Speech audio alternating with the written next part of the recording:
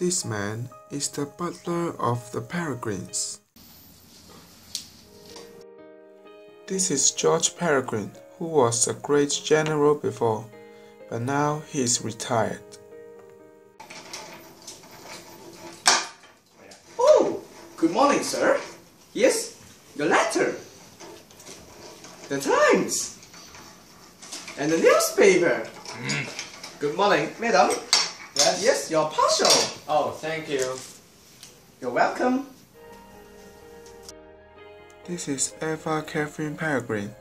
She is George's wife.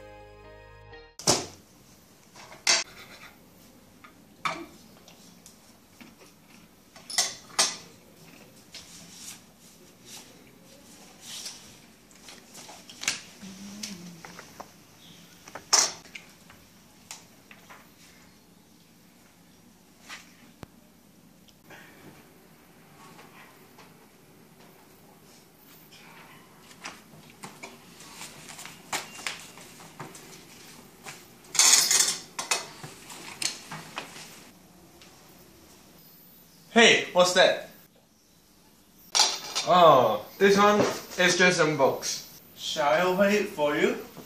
As you like.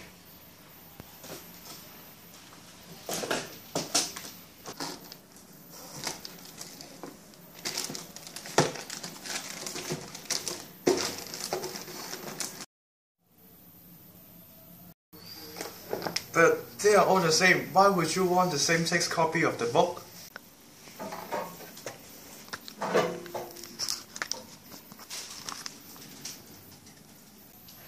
Poetry.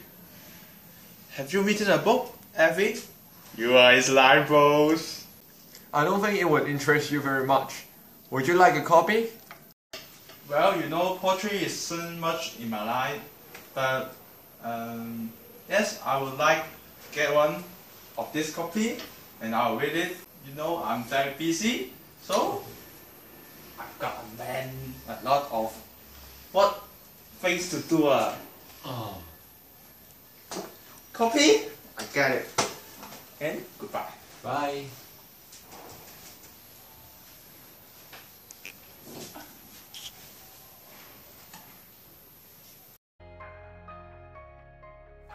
George Peregrine won a lot of prizes before, but now he is retired and settles down to the life of a country gentleman in Sheffield. He is rich. He has an estate of some 1,500 acres, which he manages with ability. It was a hard luck that he had no children. Eva is a nice woman, of course, a good wife, and it isn't her fault if she is barren.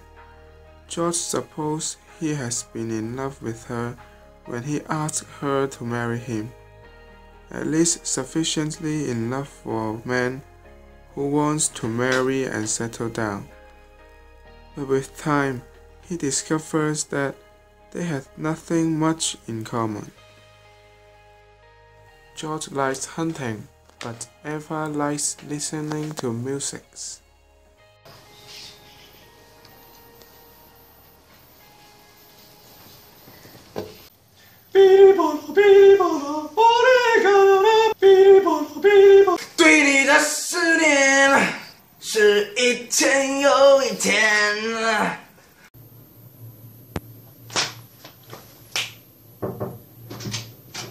Sir, can I help you? Help me to take gifts to Evie. Okay, sir.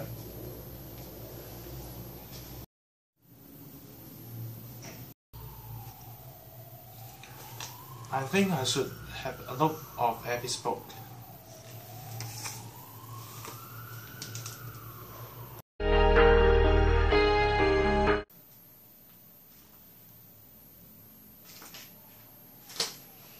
That's not what I call poetry.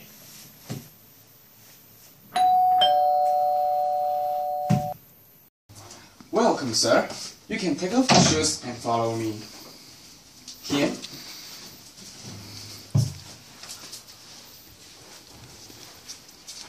Hello. Sir, this This is the new way to welcome the guest. That means you. What? Yes, sir. Hey, come with me. Please be seated.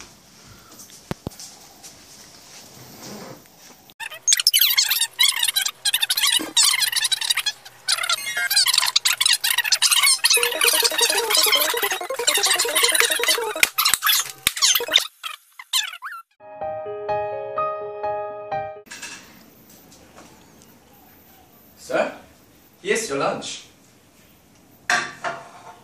And madam, here's your lunch. And free word. Enjoy. Thank you. I read your book, Effie. Jolly good. Did it cost you a packet to have it pinned? No, I was lucky. I sent it to a publisher and he took it. Not much money in poetry, my dear. No, I don't suppose there is. What did Bangkok want to see you about this morning? He's asked me to advance the money for the peregrine blue he wants to buy. He's a good man and I have half a mind to do it.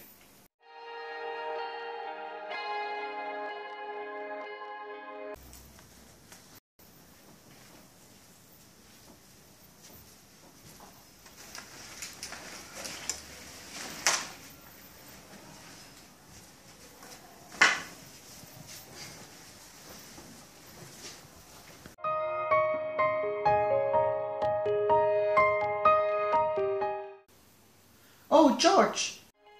This is Stephanie. She is the girlfriend of George in London. Is that your wife who's reading a book they are all talking about? What on earth would you mean? Well, here's a fellow that I know who's a critic. He took me out to dinner and the other night, and he had a book with him. Got anything for me to read? I said. What's that? Oh, I don't think that's your cup of tea, he said. It's a poetry. I've just been revealing it. No poetry for me, I said. It's all about the honest stuff I ever read, he said. Selling like that hotcakes, and it's damn good.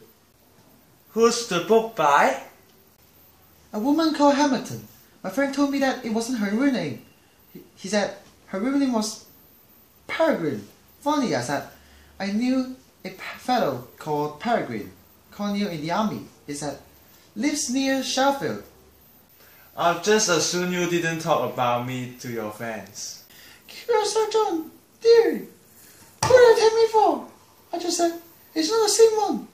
My friend said, they said it's a regular colonel blimp. You could tell them better than that. If my wife had written a book, I'd be first know about it, wouldn't I? I suppose you would.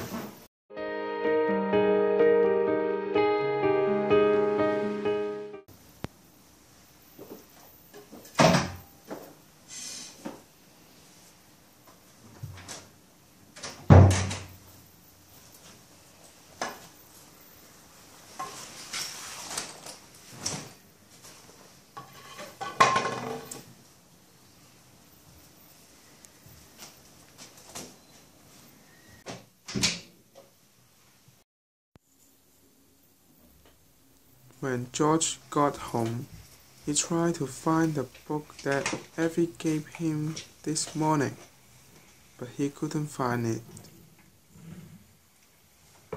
Hi, Siri.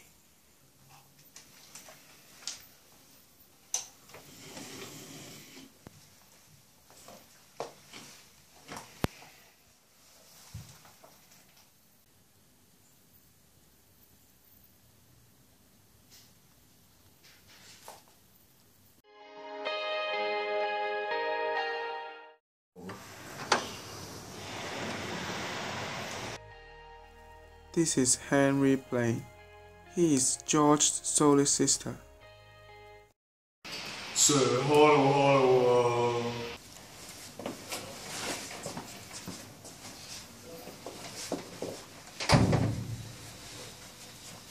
Sir, please.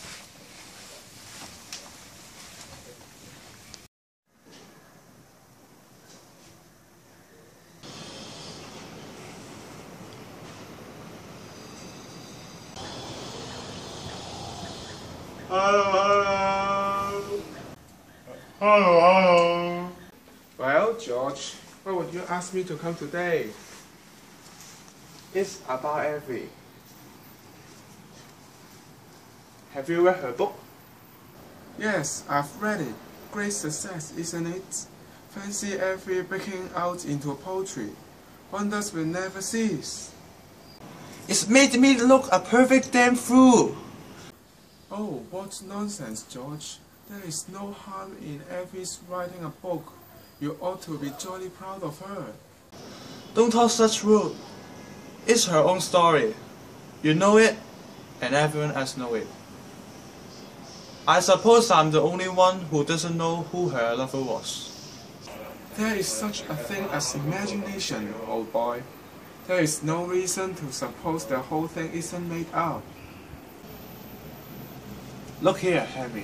We've known one each other all our lives. We've had all sorts of good times together. Be honest with me. Can you look in my face and tell me you believe it's a made-up story? You have no right to ask me questions like that. Ask Effie. I daren't.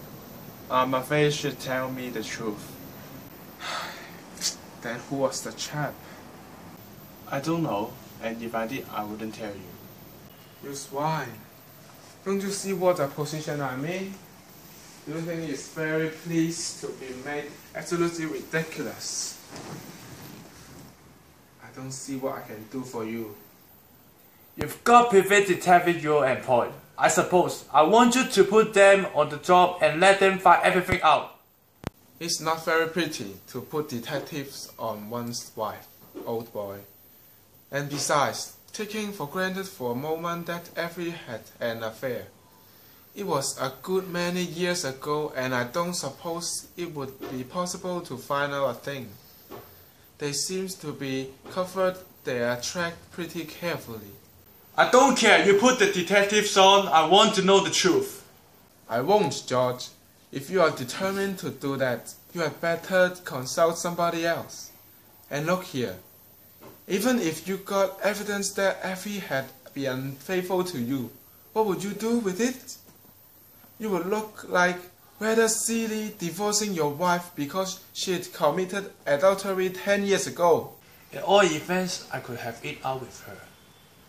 You can do that now, but you know just as well as I do that if you do, she will leave you. Would you want her to do that? I don't know. I always thought she'd been a damn good wife to me. She run the house perfectly. We never have any servant trouble. She's done wonders with the garden, and she's splendid with all the village people. But damn it, I have my self-respect to think of. How can I go on living with her when I know that she was grossly unfaithful to me? Have you always been faithful to her? More or less.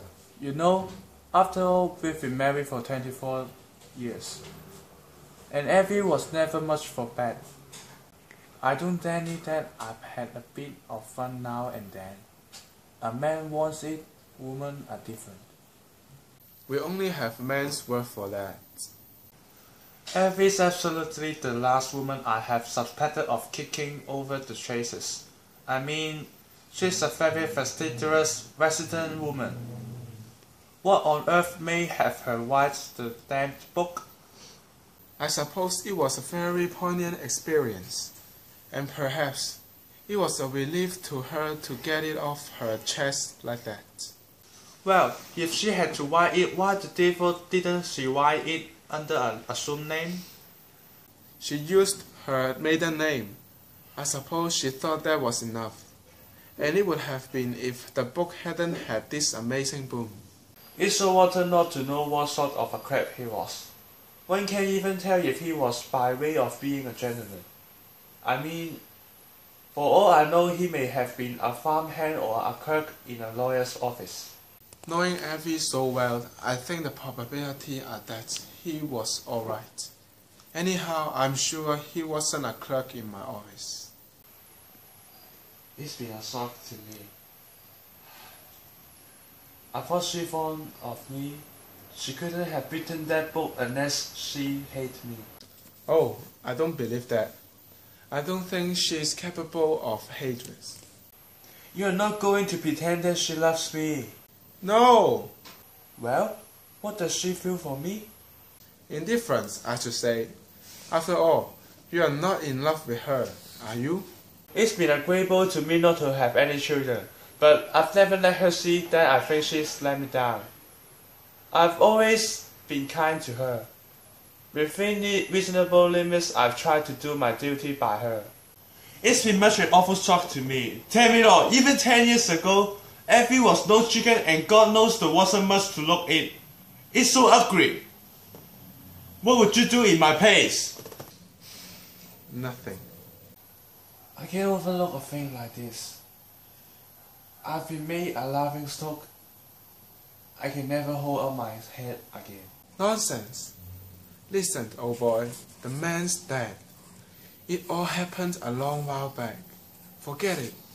Talk to people about Effie's book. Rave about it. Tell them how proud you are of her. Behave as though you had so much confidence in her. You know she could never have been unfaithful to you. The world moves so quickly. You two are so annoying! You two are so annoying! Stop talking that fucking shit! Stop talking that fucking shit! Go to hell! Go to hell!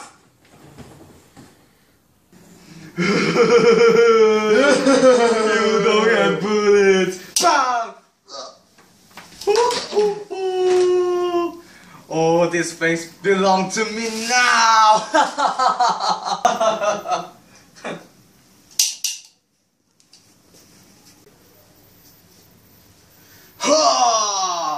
Yeah!